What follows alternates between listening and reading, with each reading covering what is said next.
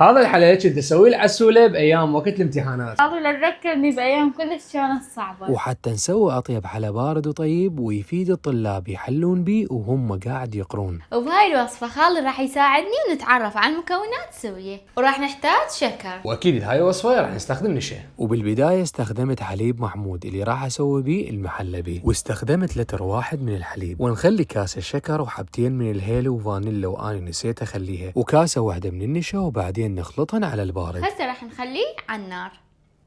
شو خلنا نساعدك. لا انا وهسه بدينا انا وعسوله نجهز لنا الحلا.